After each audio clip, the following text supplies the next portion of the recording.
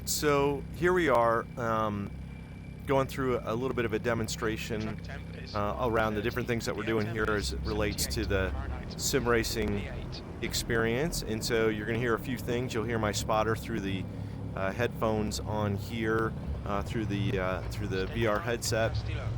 They'll be giving me some information and feedback as we go, as we do a short parade lap in the Super Formula Light cars. They look sort of like that right there, so an open wheel type of car. But I wanted to just kind of share a little bit of the experience and what we've got going on here from technology and stuff like that that's working. Obviously, you got the computer going.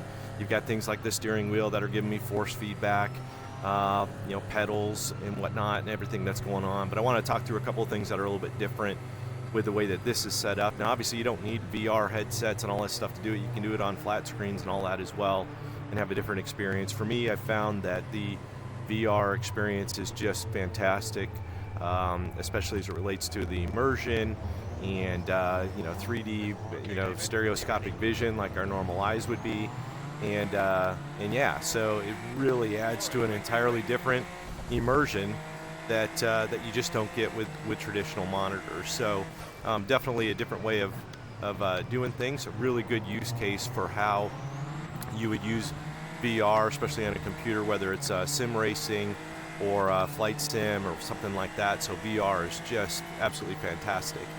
Now, a little bit around what you're seeing on your screen here. We've got a couple of different cameras in the room here just to show you the overall rig in and of itself, showing you a little bit around my hand movements, and you can see me kind of fighting through the wheel, and it's giving me some feedback as we sort of drive the car.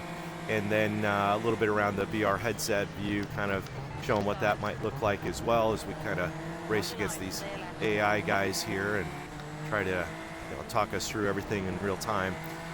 So that's a little bit around that. Now, what you're seeing on the screen is a lower quality version of from the recording and YouTube compression and encoding and all that kind of stuff. So what I see in the headset is a very clear, very fluid, nearly 2 4K screens in my vision. So if you think about VR, you've got one camera on one side and one camera on the other for each eye, and then they're slightly offset, so you get that stereoscopic vision, which is what VR is all about, right? So that's what that is.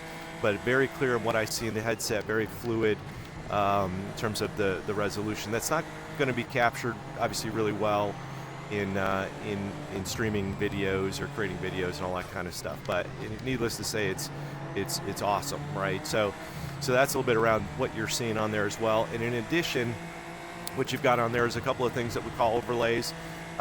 One is at the bottom of the screen there. You're seeing my pedal inputs between my brake and gas. You kind of see those graphs come up in terms of how much pressure I'm putting on the gas or the brake. Right now, the green is all the way at the top, I'm sure, because I'm flat out floored with the accelerator here with the throttle.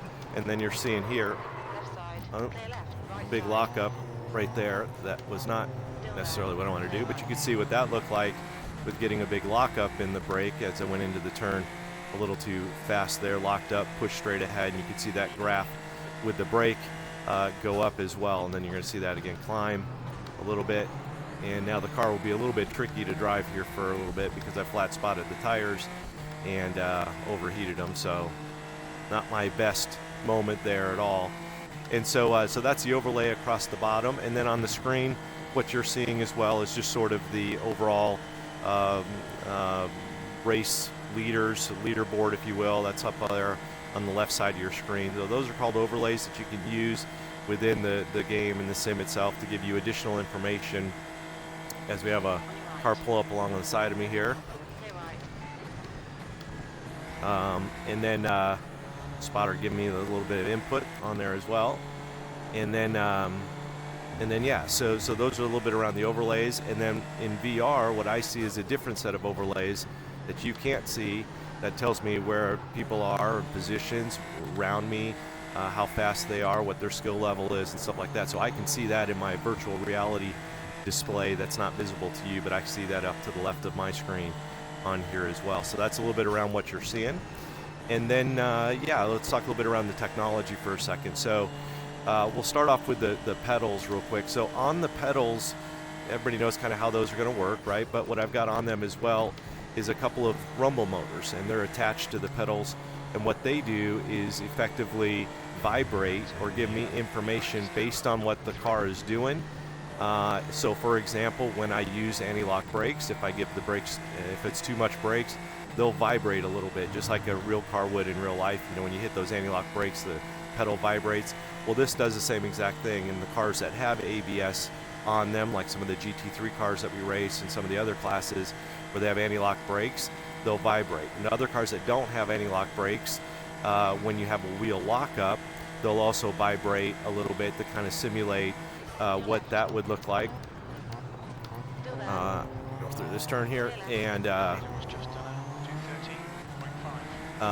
basically what they'll do is they'll give me some haptic feedback on what the car's doing, as well as we kind of go through these different things. So that's what those rumble motors do. And then on the throttle pedal, what they do is when you get a wheel slip, applying too much throttle coming out of a turn, then they'll vibrate as well, letting me know that I've got wheel spin coming up, so that can allow me to back off a little bit on the throttle so I don't overdrive the don't overspin or overdrive the wheels, right? So that's what those rumble motors do, as you know, kind of using those, and those are an add-on. They're attached to the pedals, connected to the game through some software that allows me to kind of feel those different sensations as these cars are going around me here.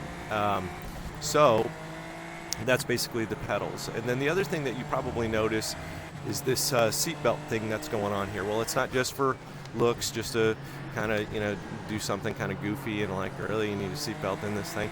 Not at all. You don't. But what it is it's a 5-point harness, a real 5-point harness that's hooked to a belt tensioner. And that's a big motor that's set to the back of the rig, and these seat belts are connected to that, specifically the ones here on the shoulders. And they're connected to a motor, and what that motor does is it will pull on these seat belts when I go over bumps or when I slow down or whatnot. So when I slow down or go over bumps, these things are pulling on my shoulders a little bit, not a lot, but just a little bit, and they're making me move within the seat itself. So when I brake, it'll press me down, and when I go over little bumps and stuff, it'll make me move up and down as well. So then that way, what basically is happening is I'm feeling movement or G-forces within the car via the seatbelt tensioner. So it's kind of a way of making movement happen without the actually having a full-blown motion rig, which is really expensive to get into if you want to do that kind of stuff. So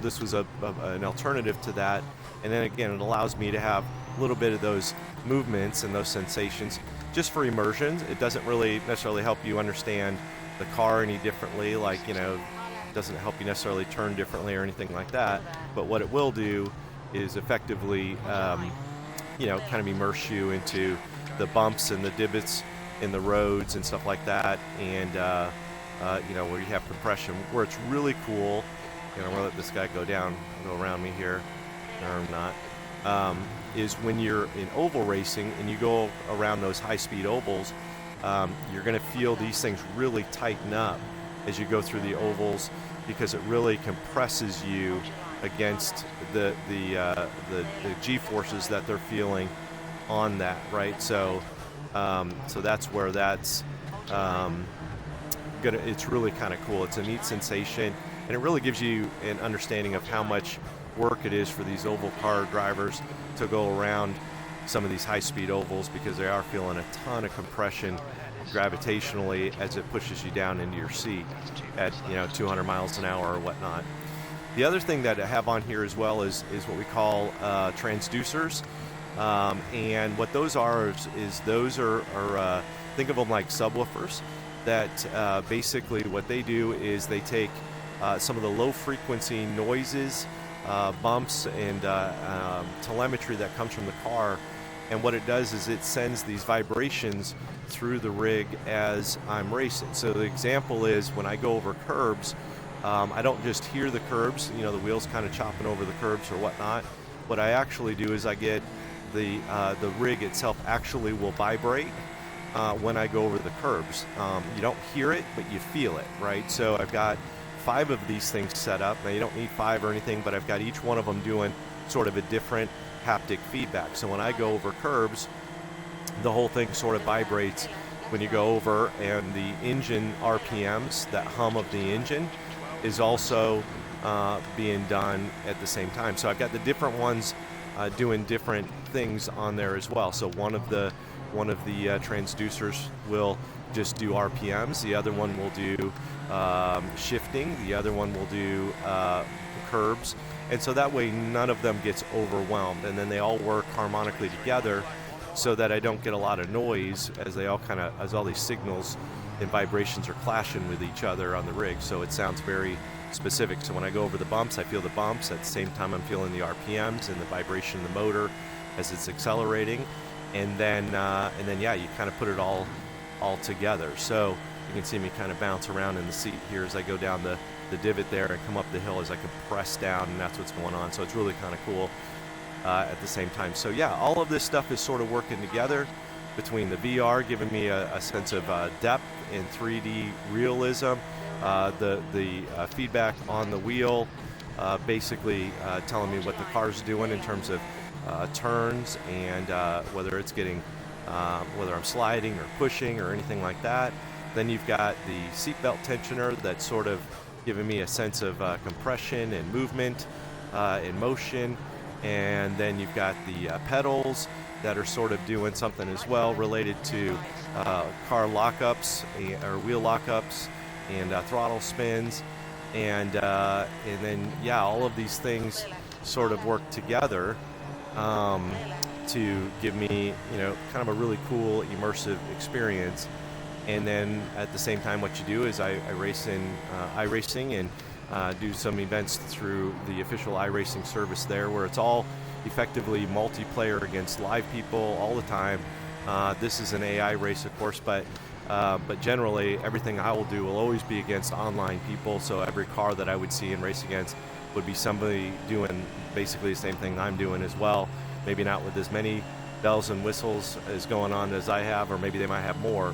But basically they're all kind of immersed to it in very much the same way. And then at the same time, I'm on a league that we get together, no different than a, say, volleyball league or a softball league or golf league or anything like that. Same group of folks each week that get together, and we race in a very specific schedule and championship points and all that kind of stuff as everybody kind of goes head to head against each other. So anyway, so that's basically the demo I wanted to walk you through. Obviously, it didn't drive particularly well here. Overall, it was just, yeah, it was really bad actually.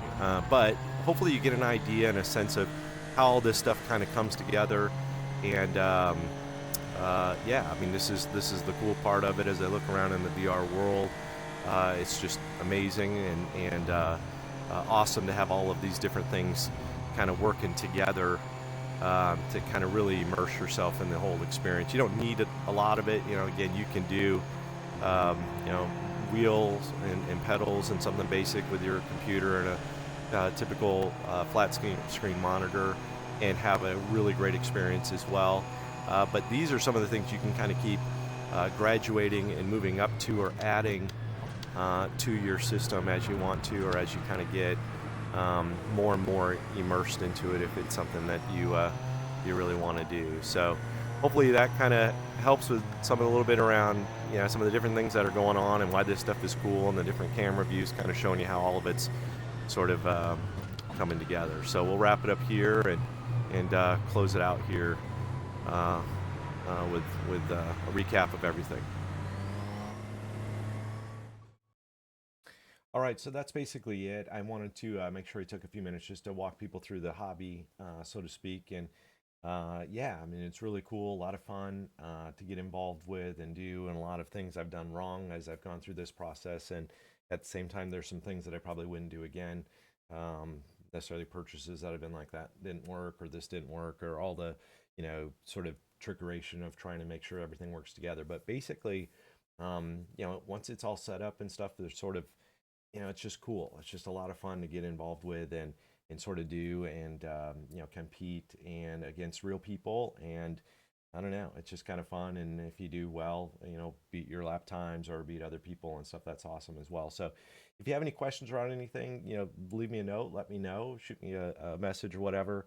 And then if you like what you see too, go ahead and subscribe to me. And then I'm going to be adding in some additional content and stuff as I get more and more involved in trying to kind of spread the coolness that is sim racing. So anyway, thanks for your time. We'll talk to you soon.